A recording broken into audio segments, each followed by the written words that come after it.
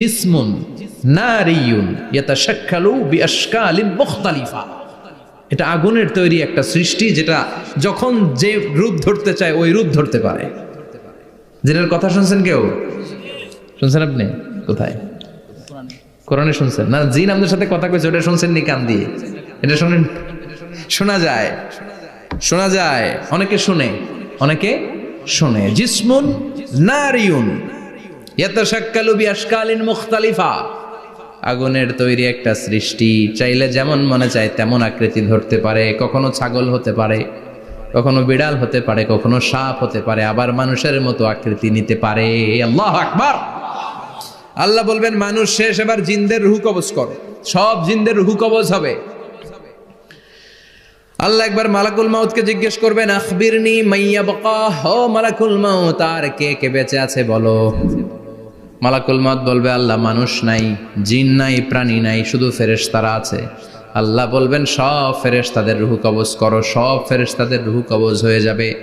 যেই ফেরেশতার হুইসেল দেওয়ার কারণে, হর্ন বাজানোর কারণে কিয়ামত, ওই ফেরেশতার রূহ কবজ হয়ে যাবে। আল্লাহু আকবার। আর কে কে বেঁচে আছে? আমার ভাই জিব্রাইল বেঁচে আছে, জিব্রাইল রেও নাও। মালাকুল ওয়াহি, ওহির ফেরেশতা, যিনি আল্লাহর কাছ থেকে ওহী নিয়ে দুনিয়ায় আসতো, তারও রূহ কবজ হয়ে যাবে। এবার আল্লাহ বলবেন, আখবিরনি ইয়া মালাকাল মাউতি মাইয়া বাকা, ও মালাকুল মাউত, আর কে বেঁচে আছে এই মহাবিশ্বে বল। কেউ আছে নাকি? মালাকুল মাউত বলবে, আল্লাহ কেউ নাই। আপনার কথা মতো মানুষ মারলাম, জিনদের মারলাম, ফেরেশতাদেরও মারলাম, কেউ নাই।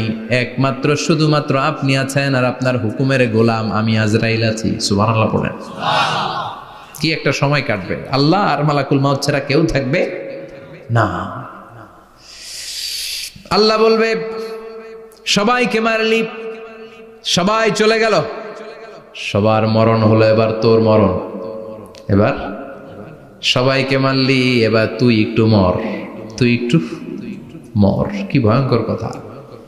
তুই মর শুনে মালাকুল মাউত কাঁপতে শুরু করবে, খিচুনি উঠে যাবে মালাকুল মাউত। সে বলবে, আল্লাহ সবাই রে মারলাম, আমি মরবো কেন? আমি না মারছি, আমি মরবো কেন? আল্লাহ বলবেন, কুল্লু নাফসিন যায়িকাতুল মাউত। ওরে ভবের রঙ্গ, হবে যে ভঙ্গ, সবই সাধেরই অঙ্গ, তোমার মাটিতে মিলাবে, জন্মিলে মরিতে হবে। ঠিক কিনা? কুল্লু নাফসিন যায়িকাতুল মাউত, প্রতিটি আত্মার মৃত্যুর স্বাদ নিতে হবে। Everyone has to take the taste of death. মৃত্যুর স্বাদ প্রত্যেককে আস্বাদন